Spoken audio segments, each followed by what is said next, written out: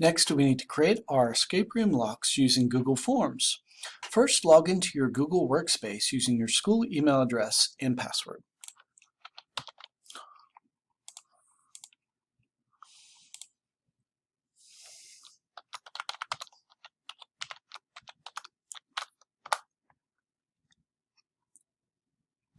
Next, create a new Google form.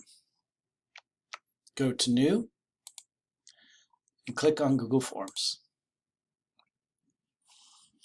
We're going to name our new Google form Dewey Demo. Now we need to edit our clues. First, click on the question to edit.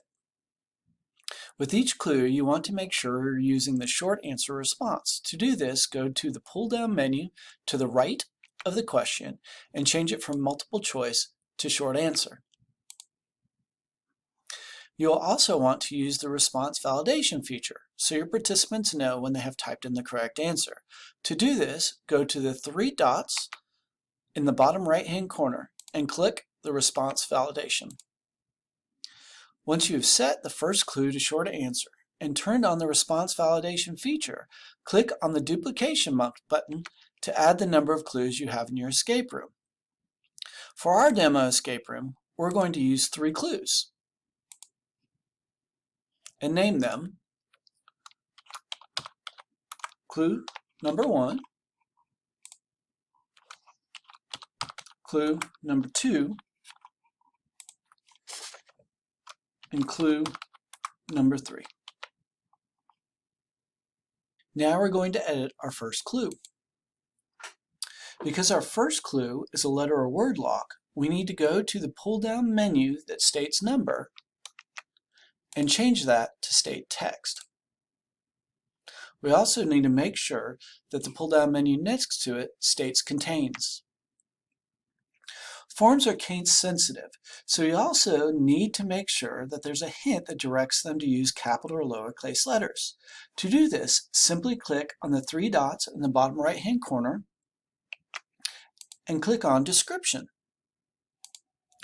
For our demo escape room, I made sure to include the statement, hint, all lowercase without spaces. Because our second clue is a number lock, we're going to click on it to edit it. We're going to make sure that this first pull-down menu states number and that this second pull-down number states equal to. Now we're also going to put a hint here by clicking on the 3 dots and clicking on Description. And we're going to put hint, make sure you add up your numbers. Our third clue is also a letter or word lock. So we're going to click on it to edit it. We're going to change this pull-down menu to text. We're going to make sure that this pull-down menu says contains. We're going to go ahead and open up the description and type in all lowercase without spaces.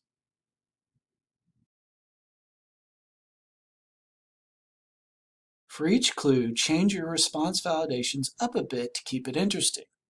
To do this, click on the clue and select Custom Error Text and type in your response. For our demo, the first one I'm going to use is, "That didn't seem to work, my old friend."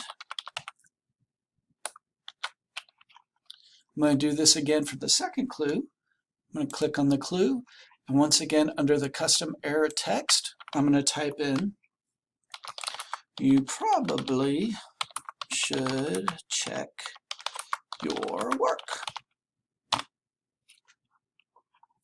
And for the last, I'm going to click on the clue and then again on the Custom Error Text, and I'm going to type in, "Is that what you really think?"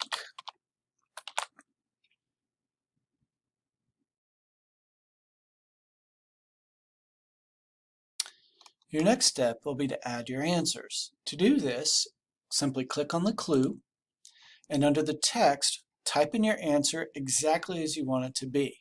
Now I'm going to leave these blank as I want you guys to actually do the demo escape room. You will also want to make all the questions required. To do this, you click on this toggle button here that states required for each question.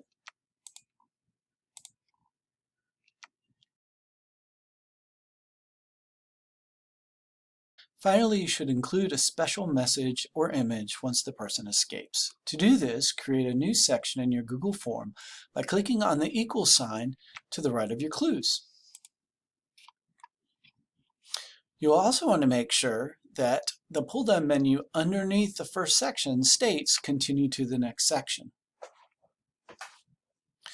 From here, it's up to you. You can either post a message or an image congratulating them on their escape. For our demo escape room, I decided I wanted to create an image for them. So I click on the Add Image button here, click on Browse, I find my image, and it's placed. We have now finished creating the locks for the Dewey Demo Escape Room.